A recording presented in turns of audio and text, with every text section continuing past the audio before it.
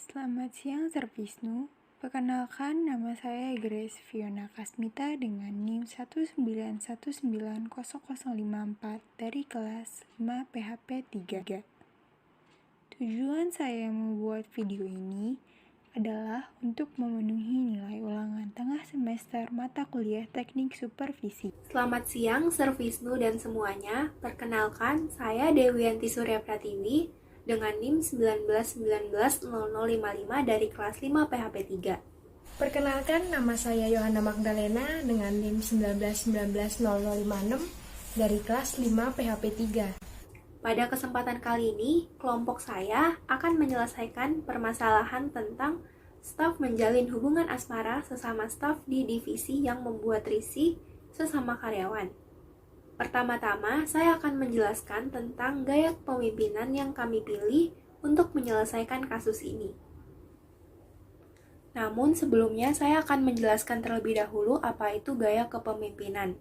Setiap kelompok atau tim pasti memiliki seseorang pemimpin yang bertanggung jawab atas seluruh aktivitas kelompok tersebut. Dan dalam menjalankan aktivitas pekerjaan, pasti selalu ada masalah yang timbul. Disinilah peran pemimpin dibutuhkan untuk mengambil keputusan. Setiap pemimpin memiliki gaya kepemimpinannya masing-masing, yang berbeda satu sama lainnya. Namun tujuannya tetap sama, yaitu untuk kebaikan seluruh anggota kelompoknya.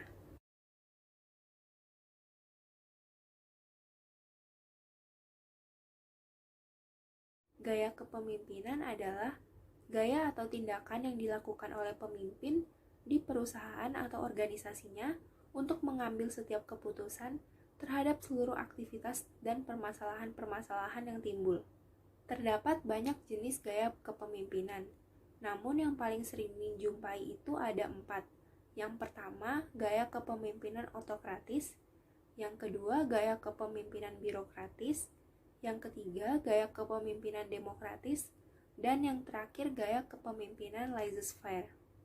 Dari 4 gaya kepemimpinan yang ada, yaitu otokratis, birokratis, demokratis, dan laissez-faire, gaya kepemimpinan yang kami pilih yaitu gaya kepemimpinan birokratis, di mana kami sebagai supervisor mengelola seluruh aktivitas karyawan by the book atau bergantung kepada aturan-aturan yang sudah ditetapkan. Alasan kami memilih gaya kepemimpinan birokratis yaitu perusahaan kami memiliki aturan tertulis bahwa sesama pegawai di divisi yang sama tidak diperkenankan untuk menjalin hubungan. Tujuannya agar karyawan dapat lebih fokus dan bertanggung jawab atas pekerjaannya. Karena hal tersebut, kami memberikan sanksi kepada karyawan terkait. Untuk lebih lengkapnya akan dijelaskan oleh rekan saya, yaitu Grace dan juga Yohana. Terima kasih.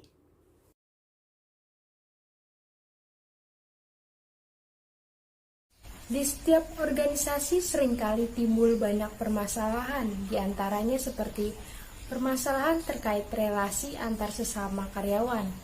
Salah satunya seperti hubungan asmara antar karyawan. Hal tersebut juga memiliki sisi positif dan sisi negatifnya.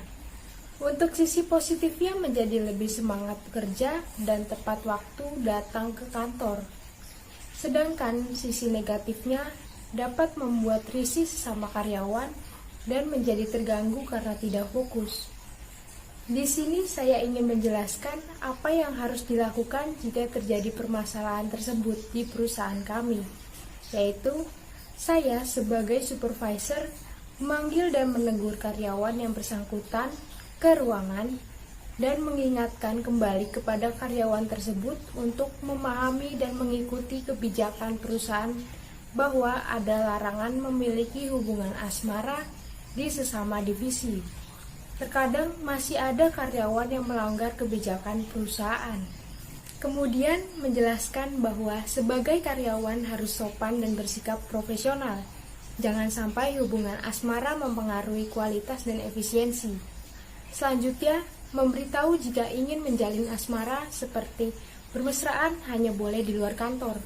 Jika sudah di dalam kantor, utamakan pekerjaan dan sebisa mungkin menjaga jarak agar tidak membuat risih dengan karyawan lainnya. Selanjutnya akan dijelaskan oleh Grace mengenai solusi dan penyelesaiannya. Terima kasih.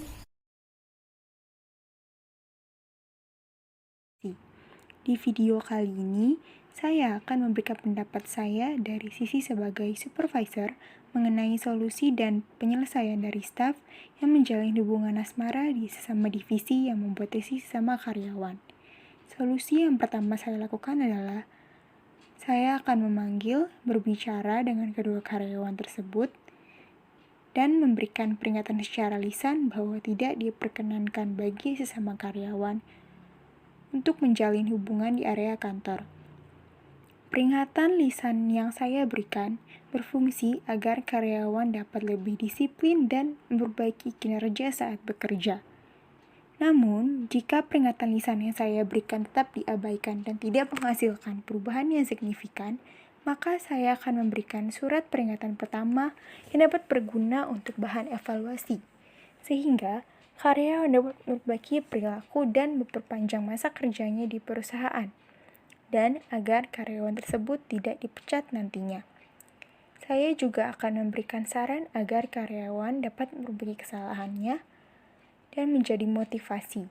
Dan yang terakhir, menggunakan bahasa yang sopan namun tegas agar karyawan yang saya berikan surat peringatan tidak merasa terintimidasi atau bahkan mendapat ancaman. Selanjutnya, jika surat peringatan pertama tetap masih diabaikan, saya akan memberikan surat peringatan kedua yang berisi teguran dan sanksi yang berupa pemindahan divisi dari salah satu di antara kedua karyawan tersebut agar bisa lebih profesional, yaitu dengan tidak membawa hubungan asmara ke tempat kerja karena dapat mengganggu dan membuat rekan kerja mereka yang lain merasa risih. Dan yang terakhir, jika sudah diberikan surat peringatan kedua namun masih tetap bertemu atau bahkan berpacaran saat masih berada di area kantor, saya akan memberikan surat peringatan ketiga berupa surat pemutusan hubungan kerja atau bahasa lainnya dipecat.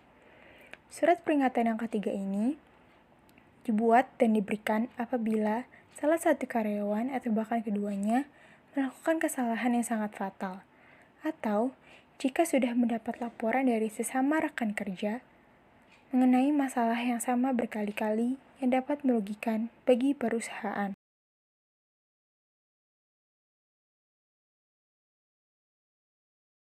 Berikut adalah kesimpulan untuk keseluruhan pembahasan kami. Setiap pemimpin memiliki gaya kepemimpinan yang berbeda-beda antara satu dan yang lainnya. Namun tujuannya tetap sama, yaitu untuk kebaikan seluruh anggotanya.